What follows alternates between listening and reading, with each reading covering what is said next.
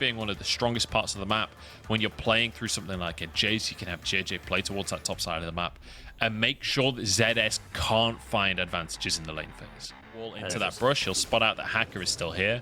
The wall will get cleared. Oh, in fact, Scout, it doesn't. why are you there? They were able to follow that up pretty easy. Oh, he wants to steal the red buff. Maybe flash mid lane so they can't take it. The flash comes in from Irma to get first. I'm going to hold on because we got to dive. Yeah, this should be a pretty easy calculated dive as long as they're able to juggle the aggro a little bit. You can see the flash coming in from ZS, but the flash from JJ, and it's going to be the kill for Flandre. Difference top side.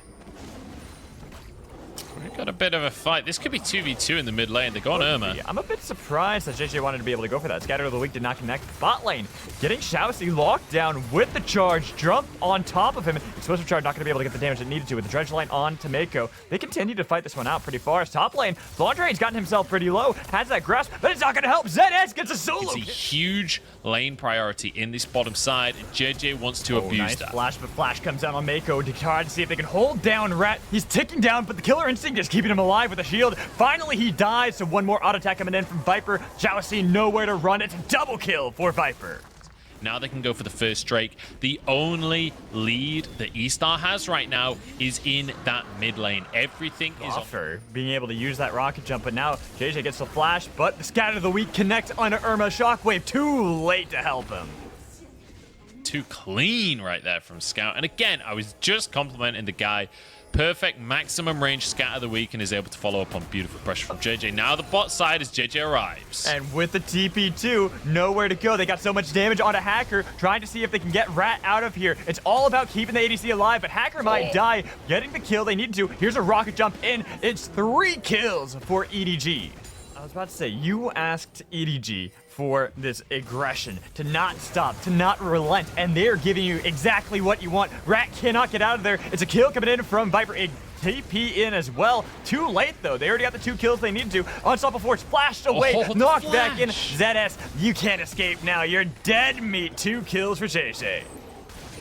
Dude, Viper's actually pretty good at League of Legends. I'm willing to... Maybe the rookie of the split, am I right, guys? Really, really beautiful stuff coming out from EDG. Understanding the situation, they know Hacker is on the complete opposite side of the map. They know there's no way E-Star can contest with the Drake, and so they immediately make a play towards the bottom side, flash away from ZS when he goes for the ulti as well. Flandre was able to dodge away. TP used to. They saw Shousey trying to eat up the minion wave. And look at the flank from the bot lane of EDG. Rat, unfortunate, the first victim. Next casualty might be Hacker. They got the chase down. Look at those crits coming in from Viper. No way to be able to escape this one. Need to try to see if they can get one more Shousey. Not going to be able to get over the wall. JJ was able to find Hacker mid lane. The fight continues as ZS was trying to help out. JJ able to saunter on out of there.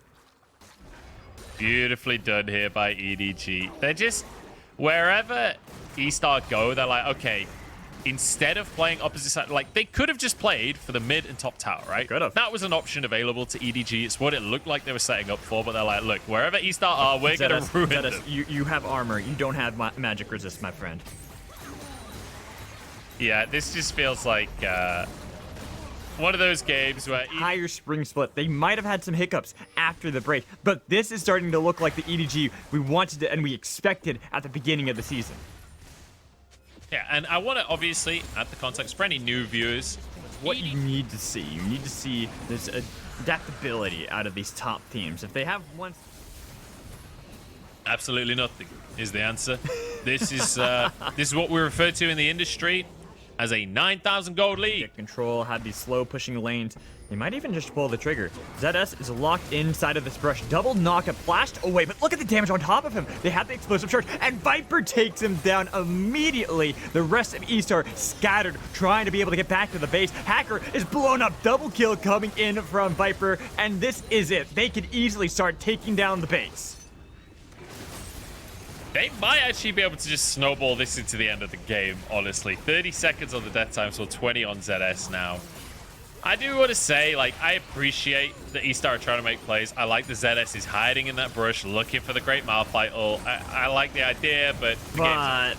Exactly. The game's over. They got the pick onto Shousey there. They've got so much damage on Rat and Irma at their fountain. This is game 1 secured easily by the side of EDG. They don't care if the minions finish it or not. Yeah, that was brutal. Obviously, Seraphine being mid there, it's not Jinx Seraphine in the bot lane, but that being the carry combo. Scout goes for this skirmisher again. LPL, they'd like to be able to continue a win streak as they've all got the group in the bot lane, and they've caught out Viper for first blood. Gonna be able to really force Irma's hand here in this mid lane, and I'd like to see them try to rotate this around. JJ might be able to at least get a play on the ZS, but Flandre's pretty low, so you're gonna rely more on JJ getting this damage. Gotta be careful of the Haymaker shield. The flash coming in to be able to survive. ZS is taking a lot of damage, finally dies over to JJ. Coming in topside from Scout. They're using the choo-choo train, trying to go back in with a showstopper, but LPL pulled back in with the facebreaker, but could not lock down JJ long enough, so Scout picked up slightly pulled out of the pit, but it's all about waiting. They were waiting to see if eStar are going to play into their hands. They've got a little bit of stun, but look at Mako with the Magnet Storm into the backline. So much damage coming in. They're trying to see if they can take down at least the jungler. He's asleep, pushed back, still alive. Xiaoxi absorbing so much pressure from the team. Finally, he dies, but they got Hacker out alive. But being able to play around what eStar are strong at. They're managing to out-skirmish. But one thing that's kind of been discovered as this matchup has been played out. Hang on, we've got to play mid. No, look at this. They've locked down poor Irma for so long. Barely was able to get the by eStar here. Very nicely done. And this was, you know, JJ basically saying, look, we aren't going for this second Drake.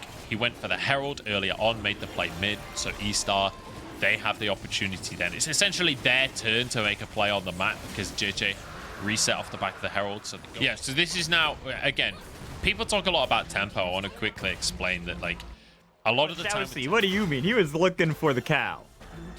Yeah, he was. But EDG very intelligently on the card in Uno. They're constantly playing that over and over again so they can get all these cards. They're getting another turret, this time topside. That is 3 turrets taken so quickly by EDG. And when eStar wanted to go for an engage, what could they get? Oh, it's too beautiful. He buster shots Xiaoxi the split second he's in range.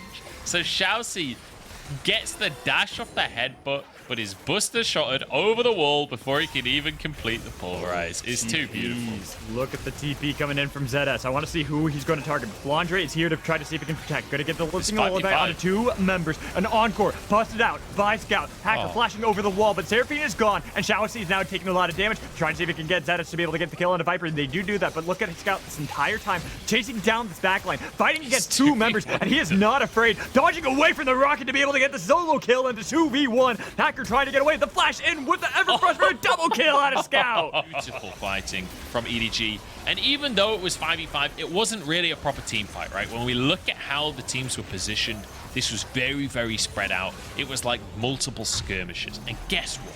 The kind of zone control that she offers, but you could see the items coming through. eStar are getting to a point where in a 5v5 they can start to look strong. 2 items on Jinx, 2 items on Irma as well, denying healing from the side of Scout. It's possible for eStar to win fights, but they are really far behind in gold. Oh, well, Scout might have gone a little bit too far on this one. The Everfrost was able to get a huge root, but he's still alive somehow, dodging over the wall to be able to escape from eStar, barely holding on. When there's no rocket for Fat Rat. He can't actually chase it down any further. As mid lane, the tier 2 is taken pretty easily by EDG, but they gotta be careful. eStar want to be able to continue this fight, getting the stun onto Flandre, but he is tanky. It is difficult to be able to get through him really quickly. You can see that even ZS wants to be able to have that fight work out, but it just can't. I love how they all get away with that one. This is going to be a dragon bought for EDG, and again, we keep on seeing this where EDG play further up the map before Herald or Dragon. They buy themselves a ton of space and then on the retreat grab themselves the neutral objective. Really nicely done from EDG. But as this replay comes in... It feels so weird because how he functions, how much damage he's able to provide in these fights. And you can see now that he's still in that encore, the rest of eStar don't want to come anywhere close to it. He's about to come down mid. Yeah, Flandre's arriving. They can brute force and engage here. EDG corralling them away. And look at Hacker. He's dead immediately. Scout in the backline. Still alive. Unbreakable will. Difficult to be able to deal with. He goes golden to be able to survive, but now Mako with a magnet storm from hell to be able to rip apart eStar. They've got the fight perfectly. With a lilting lullaby onto 2 members, the last surviving members of eStar. They can run them down. Give the kill over to Viper. They don't need to, though. It's a double kill coming in from JJ as ZS gets run down by Scout. An ace for EDG. Man, I feel like this game is like going to a League of Legends art museum where all you get to see is just like beautiful mechanics and really clean plays. EDG setting these plays up so beautifully. An incredible flank coming out from Mako. The TP flank to start it off from Scout to start that play. Again, the Unbreakable will used so beautifully to buy time. They're just going to end the game. They're going to end the game, and think about that. Hacker died at the very beginning, was able to respawn, because that's how long drawn out the fight was, and EDG don't even care. They're just going to end the game, get the 2-0 sweep over E-Star that everyone expected.